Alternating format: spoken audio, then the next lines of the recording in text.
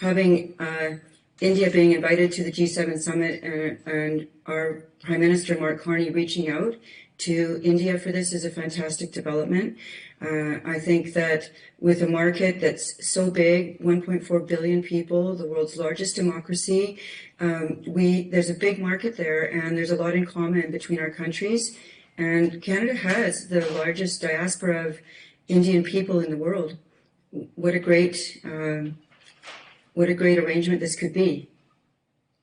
So what are the expectations, because India and Canada was not having any good relations in the recent past. So do you believe that the new government in Canada will having good relations with New Delhi and especially with the Prime Minister Modi? This move by the Prime Minister of Canada, Mark Carney, to reach out to India, I think is a very positive development. Things have not been good for the last several years. It's very negative, and it's not okay. We need to have a better relationship with India and move forward on a positive footing. This, I think, signals that they want to fix this dynamic and really mend some very open wounds that have occurred here. India always have a concern of Khalistanis extremism, separatism, which is existing in Canada, because they're having good numbers there. So do you believe that there will be any talks further on this direction between Mark Carney and Prime Minister Modi? Well, the situation of Khalistanis extremism is a major problem. There's no question. And most Hindus and Sikh people in Canada are not happy with this situation. And hopefully this will be discussed by the federal government with India. I'm in the provincial government in British Columbia, where there is a large Khalistani movement. It's dangerous and scary for a lot of people, and it's time that this be dealt with firmly. And I hope that this will be discussed in meetings between Prime Minister Mark Carney and India in the G7 meeting.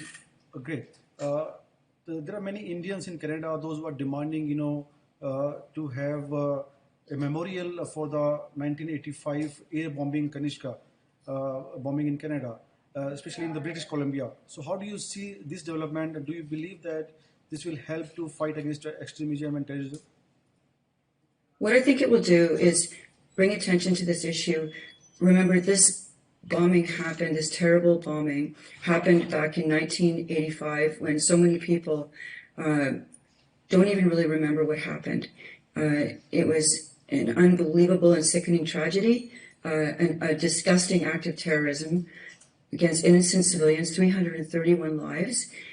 And right now, there's only one little plaque about this event in our largest park in Vancouver, Stanley Park, and pushing for a memorial that actually I'm working on right now here in British Columbia to push for a memorial, a place where people can go and young people can go and read about it and see and understand what happened would be extremely educational and helpful to perhaps healing some of the wounds. I mean, you can never heal what happened there.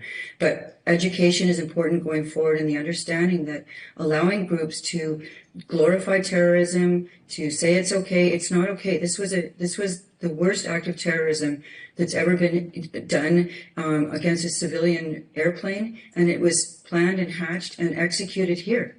And I think a lot of Canadians don't understand what happened there. Even though there was a major trial about it, it still hasn't taken the front seat that it should have about how this was allowed to happen and whether the groups that pushed and planned this horrible act have actually whether it's been brought to light and really noticed. So this educational center will help with that. I think that it's needed right now because, as you know, last week, in the BC legislature, several rappers were invited to speak in the legislature or to visit the legislature, and they were called out to, and they got shout outs from people from both major parties here. And these musicians in their videos are glorifying murderers and terrorists. That's not okay at all. And this should not ever happen again. And that's a, not just my view, that's a lot of people feel this way. Like Canada, India is also suffering due to terrorism. Recently India had an escalation with neighboring Pakistan since after the Pahalgam terror attack. So, do you believe that this visit of Prime Minister Modi in Canada, as he's participating in the G7 summit, there will be close talks on eradicating terrorism between both the countries? Well, obviously, I can't say what they'll be discussing, but I would imagine that this is going to be top of mind for Mr. Modi and for Mr. Carney. And I can't imagine that this issue would not be addressed between these two leaders. The attack on the tourists in Kashmir was sickening, and Canada has to take a position on these kinds of things and deal with this. And I'm hoping this will be on the list of items that they deal with, and I'm sure it will be. How do you see the relations between India and Canada after the visit of Prime Minister Modi in participating at G7 summit? I think the relationship will be improved, and it will be exciting to have the two leaders meeting. I'm an optimist, and I always believe that meeting and doing things like this reduces barriers, and it also brings to light that Canada needs to have a positive relationship with India. This is great news. And, India, what a great country to have a trade arrangement with. Educated population, brilliant people, motivated people, a democracy, and such a gigantic market. Canada could do nothing but benefit from having a positive relationship with India, and I hope that the talks between Mr. Carney and Mr. Modi are positive and look forward to an increased relationship between us. As I said before, we have the largest diaspora of Indian people in our country, and I believe a large part of that is right here in British Columbia. So it would be exciting, and I think it would give a lot of people hope and establish positive ties.